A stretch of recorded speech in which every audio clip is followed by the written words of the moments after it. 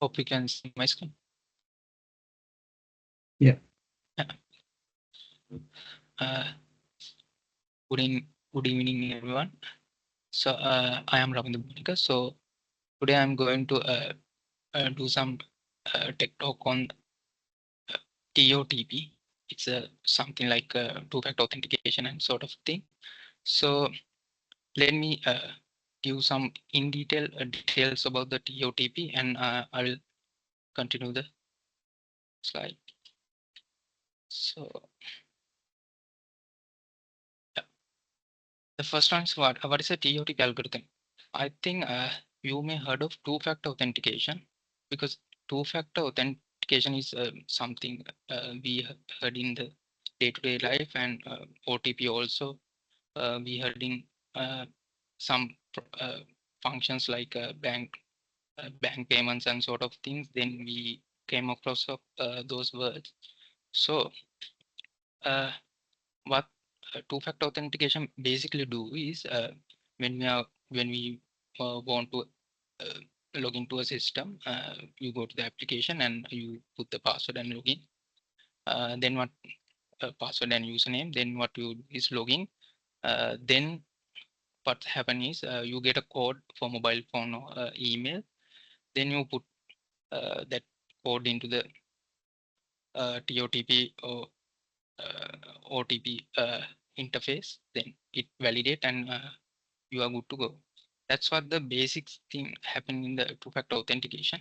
So today I'm going to show you guys what is uh, what's the mechanism behind this TOTP or the time-based one-time password.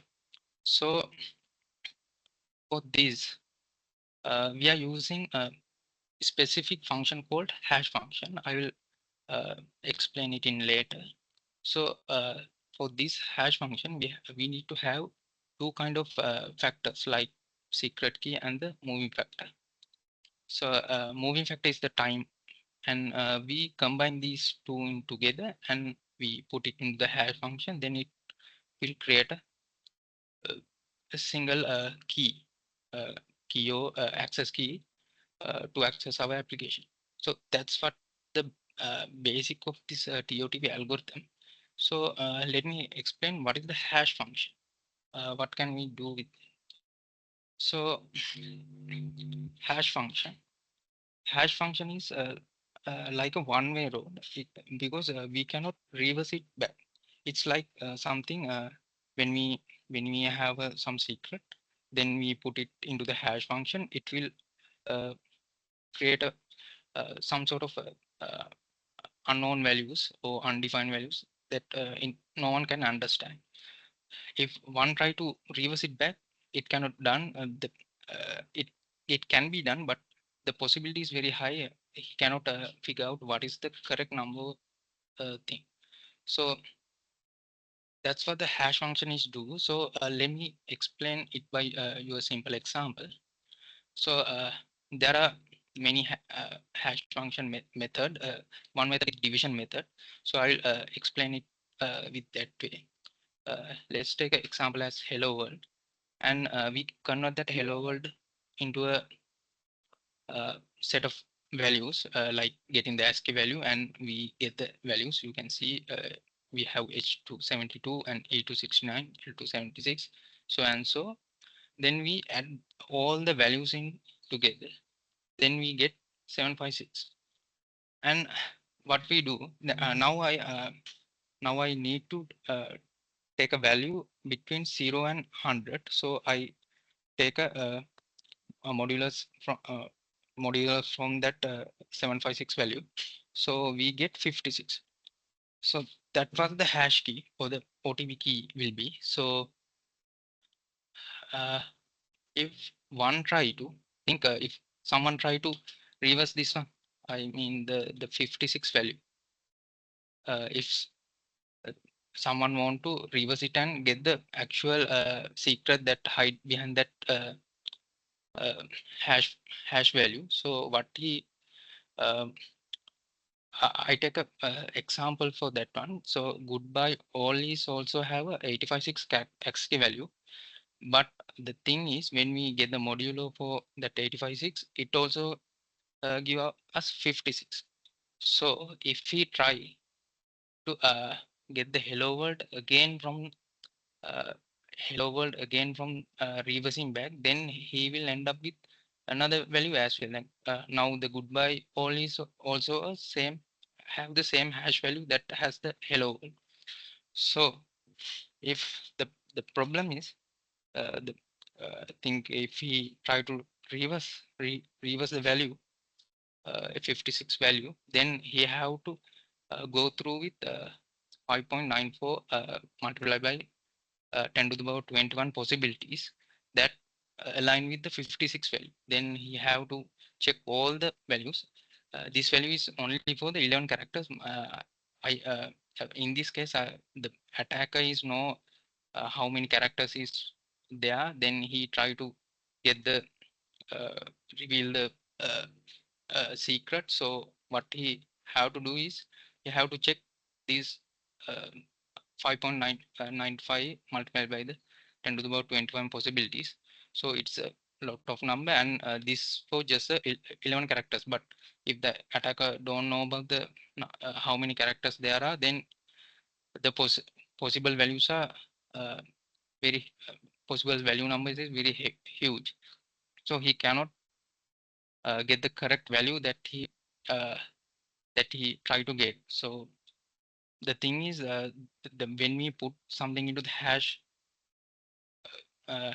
function, it will create something that cannot be revealable.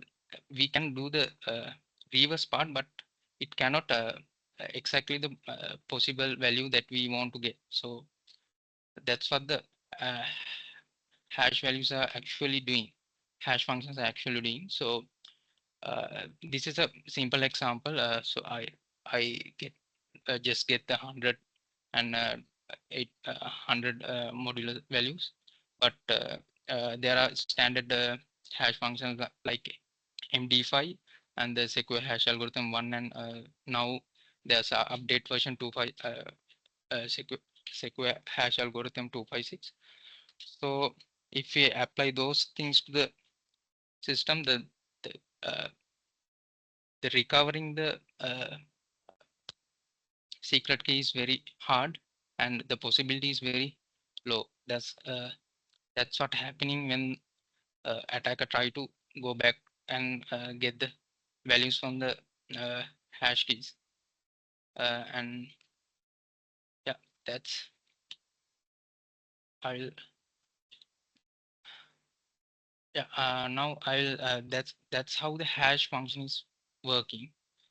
So now I'll uh, how this thing work, that how these sort of things work when we have client application and the server side. Then there's a and hash algorithm in you can see that in the uh, uh, image. So hash algorithm, there's the hash algorithm. Then he get the token time and server time into the this function, and it will generate a time-based OTP. And same thing is doing the server. It get the shared secret and server time, and uh, get the time-based OTP. And from these two OTP, it the server is matching if the OTP values are correct or not. Then it will then he can the server can authenticate the person is uh, authorized or not. That's what happening here. And also this shared key, shared shared secret is something like that the client and the server, client side and server side is only knowing that shared secret, and time is we taken from the application as well as similar as the server time. So let me do let me show you some demonstration on how this is working. So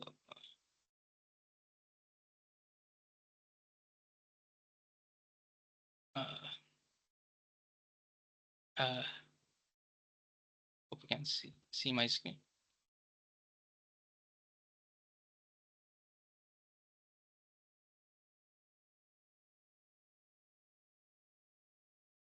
I'll show you.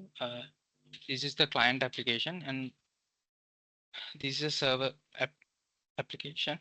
So I'll just create a simple script from the Streamlit, and I'll show you how this is working. So there's a base secret. This is the shared secret that client and the server should know. So this is a random number I uh, created for this script. So I'll press the generate OTP. Then what happen is current. It will take the current time. It will get like this way, and time step.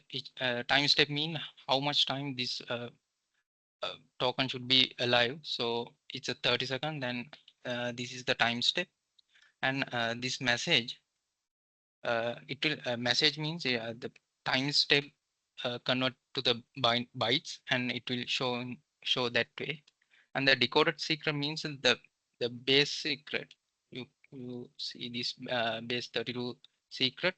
It convert to bytes again. This is in a some sort of value, and this will decoded to the bytes in here. And using the SHA1 hash algorithm, it will generate this uh, hash key. Then this hash key is again convert back to the OTP values, like readable values. Then this is the value that generated. So I'll go copy this one and paste it here. Before I need to get the secret, the application, and okay, yeah, I think this should be not authenticate, because now the time is uh, more than 30 seconds. So you can see that the invalid or expired OTP. So I'll generate this one again, and it uh, it generate the same way, and I'll put it here. And yeah, now the OTP verified. The thing is that the when the server side, it will generate the OTP standard only. It means that it doesn't get anything from internet or some sort of thing. This generate the key offline, and that that same process is doing in the client side application. It generates the uh, OTP.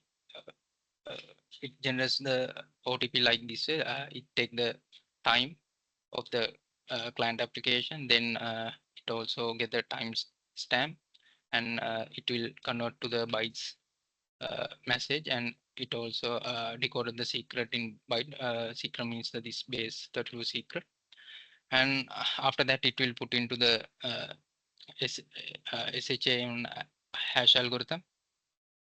So hash function, and after that this key will be generated back to the OTP readable way, OTP values. That is what it is in here. So then it will match this value and the server side value. Then what happens is the uh, two different application, the server identify uh, the OTP value is correct, and it will authenticate the user to the system. So that's what happening in in here. So if I generate again and copy this one, it will do the same one within that time frame. If you put the value, then it will authenticated, and the access can be granted. So that's that's for the demonstration. So I'll go back to the presentation.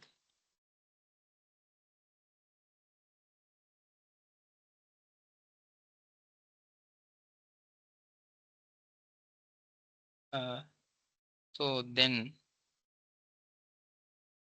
what are the advantages and disadvantages of this kind of system? Let me go with the advantages first. The first thing is that uh, the code only valid in 30 seconds, then the limit reply attacks can be avoided from this way.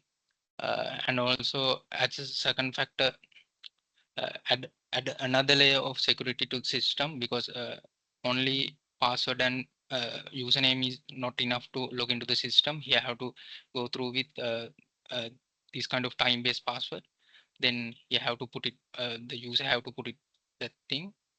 Uh, and also, most of system have libraries for integrating these kind of TOTP system, like in the .NET, there are NOTP, and Python have PyOTP sort of things.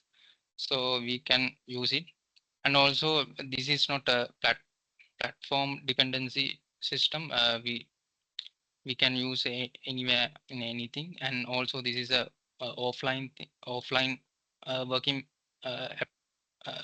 working generation password generation method. So it doesn't rely on any internet or some sort of external uh, values. So the security is very high when we at this layer of a security level. So the disadvantages, when we the thing is that uh, uh, main thing is that they should have server and the client should have same time. It means that the time should be synchronized. If the time doesn't synchronize correctly, then uh, client application may fail, because it cannot generate the correct code from the time that the client application have. So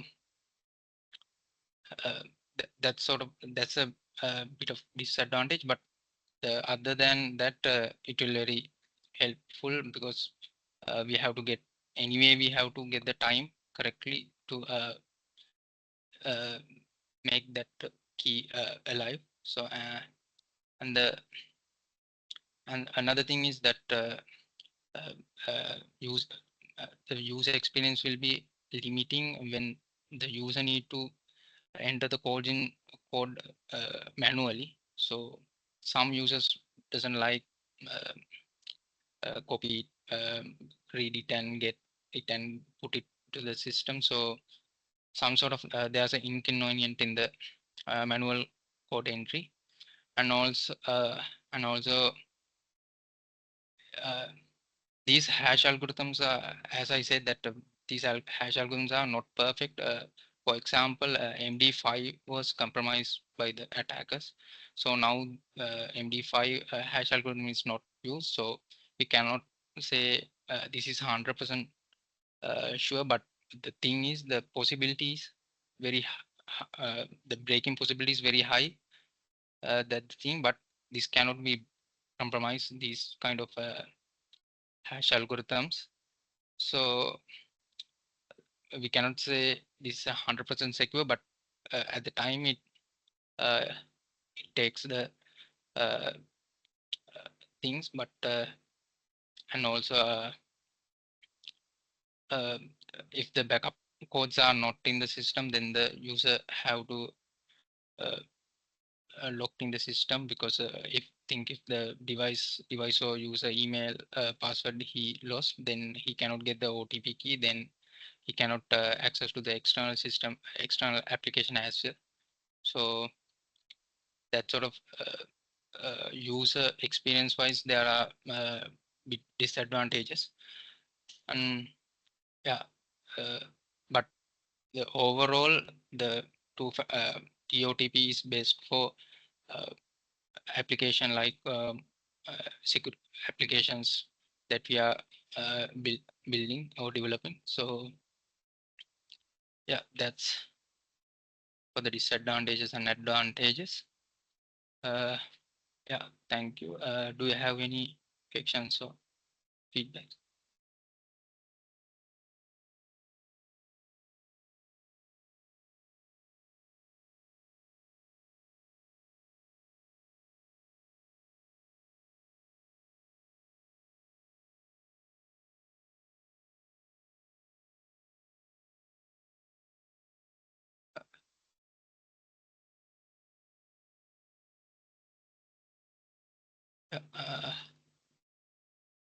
So if there's no any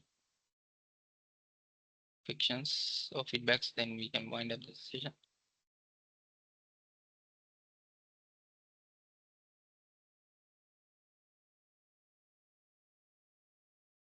Thank you, Ravinder. Yeah, thank you, Ravinder. Very valuable session. Thank you. Thank you. Thank Thank you. Thank you. Thank you. Thank you.